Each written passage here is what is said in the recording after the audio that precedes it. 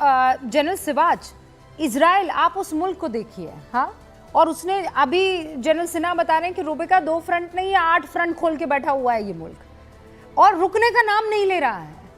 हमने 4 दिन के अंदर सर, 4 दिन में हमने भी प्रिसिशन के साथ अटैक किया, लेकिन 4 दिन के बाद बोला भैया बस देखिए हमको आपको औकात दिखानी थी, हमने दिखा दी, now we are going to go back on our normal track. लेकिन इजराइल को देखिए sir, do we need to learn something या do they need to learn something from us? No we need to learn something from that. देखो ऐसा है कि जो अब हो रहा है वो तो होना ही था। देखो पहले भी ईरान ने ये कहा था कि ये जो हमास है, होतीज हैं और हिजबुल्ला हैं, ये एक प्रकार प्रॉक्सी हैं ईरान की।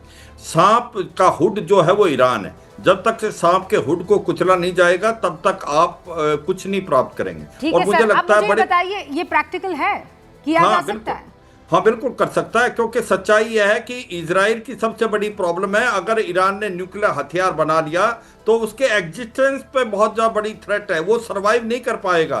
क्योंकि ये सच्चाई है, ये पता है अमेरिका को भी, ये पता है मिडिल ईस्ट में दूसरे जो मुस्लिम कंट्रीज हैं, Saudi Arabia, UAE, Oman, Jordan, वो भी नहीं चाहते कि ईरान एक न्यूक्लियर हथियार बनाए। तो और ईरान आज कुव्वत है सर आज की तारीख में कि ये ईरान को 2000 वाला इराक बना दे? हाँ बिला देंगे, क्योंकि ईरान को न्यूक्लियर हथियार नहीं बनाना देगा इजराइल और अमेरिका। हाँ। ये मान के चलो जिस प्रकार से उन्होंने सटीक हमला किया है और मोसाद ने बहुत जोरों से काम किया, ये ड्रोन ईरान से ही उड़े हैं। हाँ। और वहीं से उड़ के उन्होंने 6 साइंटिस्ट को मारा, 4 टॉप कमांडर को मारा। एक और बड़ी खबर इजराइल को लेकर आ रही है, उसकी जो खुफिया एजेंसी है मोसाद, उसने एक बड़ा दावा किया है, ईरान में मोसाद के 1000 एजेंट्स इस वक्त एक्टिव है। इजराइल की खुफिया एजेंसी मोसाद ने यह बड़ा दावा किया है, ईरान में परमाणु ठिकानों के पास हमले किए गए हैं। ईरान में ऑपरेशन राइजिंग लायन जारी है और जिस वक्त ये जारी है उस वक्त वहां पर 1000 मोसाद के एजेंट्स एक्टिव हैं। आप मत भूलिएगा सर, वो ये फोन वाला जो वो हुआ था, वो कांड यही तो हुआ था ना सर? एग्जैक्टली है ना? एग्जैक्टली देखिए फोन वाला कांड तो खैर लेबनान में हुआ था। लेबनान में? जी हाँ, लेबनान में हुआ था। जो यहाँ पर जो कांड है, जो इस्माइल हानिया को मारा गया था, इस्माइल हानिया देखो हमास के सबसे बड़े लीडर है और उन्होंने ईरान के अंदर मारा था और मोसाद ने किया था। मेरा ये मानना है कि देखिए ईरान के अंदर में बहुत लोग एब्सोल्युटली त्रस्त हैं। अयतुल्ला खिमानी लास्ट सांस गिरने 86 ईयर्स के हो गए, पूरा IRGC ख़त्म हो गया, पूरी मिलिट्री उसकी जो कुर्द फोर्सेस है उनको, साइंटिस्ट को मारे जा रहे हैं। तो ईरान के एक बहुत बड़ा तबका है, क्योंकि Iran is a very progressive nation. आप 75 के पुराने इतिहास को उठा के देखिए, they were the biggest friend of Israel, biggest friend of America. क्या हो गया कि आपने ऐसे इसको रेडिकलाइज किया, और ख़ास करके डिवाइड अरब और पर्शियन वर्ल्ड के अंदर में इतनी बड़ी डिवाइड जो ईरान ने की। तो अयतुल्ला खुमैनी साहब यदि बचे हुए हैं तो कोई कारण से उसको बचाया, नहीं तो वहाँ मोसाद उसको भी एलिमिनेट कर। यदि आप नहीं सर, लेकिन ये क्या है, ये चीज़ ख़त्म होने का नाम क्यों नहीं ले रही है? हाँ? भारत ने तो एकदम तय मौके पर आकर और एक फैसला ले लिया कि देखिए हम युद्ध में अभी नहीं पड़ने वाले हैं, आने वाला टाइम जो है वो आपकी GDP से डिसाइड होगा कौन कितना ताकतवर है, और इसीलिए ये एक फैसला लिया। इजराइल जो कर रहा है सर, वो कि इजराइल के पूरे उसके अस्तित्व का सवाल है, भारत के अस्तित्व का कोई सवाल नहीं है।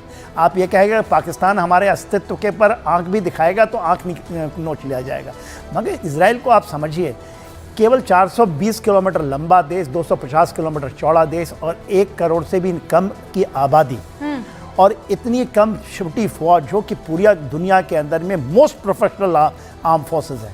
और उसके पीछे क्यों पड़े हैं, क्यों मिटाना चाहते हैं? 2 नेशन थ्योरी के ऊपर में क्यों लाना चाहते हैं? क्यों आपको हमास भी चाहिए, हुती भी चाहिए, हिजबुल्ला भी चाहिए? अब हिजबुल्ला बोल रहा है ना, Lebanon has realized. And why ऐसा क्यों किया उन्होंने? ईरान से दूरी कैसे बना दी हिजबुल्ला ने? ईरान ने इसलिए बनाई है कि देखिए लेबनान के अंदर में अभी सबसे बड़ा अमेरिका का बेस बन चुका है, ये नहीं आता है जो बेस बना है, और वो सेम चीज़ आप देखिएगा गाजा स्ट्रिप में भी बनेगा। और सर इस वक्त एक और बड़ी खबर, ईरान पर हमले के बाद इजराइल ने बड़ा कदम लिया है। इजराइल की सेना ने अल अक्सा मस्जिद को सील कर दिया है। जो आम लोग वहां अल अक्सा मस्जिद में जाया करते थे नमाज और इबादत के लिए, उसे बंद कर दिया गया है। सभी नमाजियों को मस्जिद से बाहर कर दिया गया है। ईरान पर हमला करने के बाद इजराइल ने यह बहुत बड़ा फैसला लिया है। अल अक्सा मस्जिद में अभी किसी के भी जाने पर पाबंदी है, कोई नहीं जा सकता है। अनिल जी, आप खुद जानते हैं कि ये वो इलाका है जहां पर 3 मुख्य जो है धर्म है। एक तो आ गया यहूदी, दूसरे आ गए ईसाई और तीसरा जो है इस्लाम आ गया। अब अल अक्सा जो है वहां पर सारे मुसलमानों के आना जाना, और जॉर्डन का किंग जो है मेरे ख्याल से रखवाला है उस, और ऐसे में इसे सील कर देना, ये क्या मैसेज है सर? देखिए, बेसिकली वो ये कोशिश कर रहे हैं कि शायद है कि इंटरनली, जैसे अब उन्होंने खुद बताया कि उनके 1000 एजेंट हैं, तो आपको ये भी जानना चाहिए कि ईरान के भी बहुत सारे एजेंट हैं। हाँ। रिसेंटली ईरान ने क्लेम किया है कि वहाँ की जो इजराइल की सारी न्यूक्लियर फैसिलिटीज और उस सबका ब्लूप्रिंट उनको मिल गया है, वो उन्होंने डिक्लेयर भी कर दिया उसके बारे में।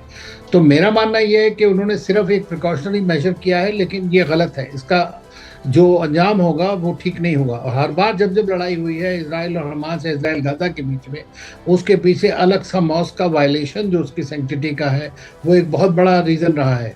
लेकिन चूंकि इजराइल के अंदर इस वक्त अल्ट्रा राइटिस्ट गवर्नमेंट है बेसिकली, जो स्मोत्रेच और वो लोग हैं, तो वो इस तरह की बातें करते रहते हैं। वो तो चाहते हैं कि सब चीज़ वहाँ ख़त्म कर दी जाए।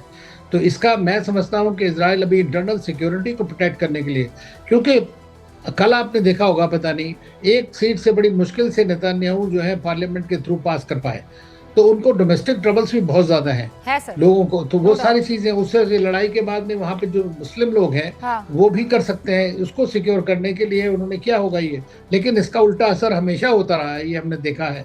जब जब Al-Aqsa mosque 3rd holiest mosque है मुस्लिम्स की, और जब जब उसके ऊपर किसी तरह का रिस्ट्रिक्शन, वायलेशन, डिफाइलेशन होता है, तो उसका जरूर असर होता है। तो आपको फिर टेररिज्म दोबारा और बढ़ गया।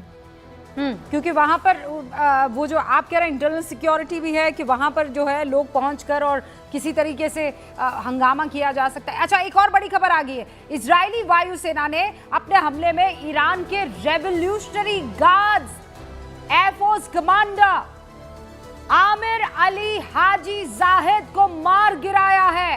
हाजी जाहिद के साथ यूएवी कमांडर ताहिर पोर और एयर डिफेंस चीफ दाऊद शहयान को मार गिराया गया है।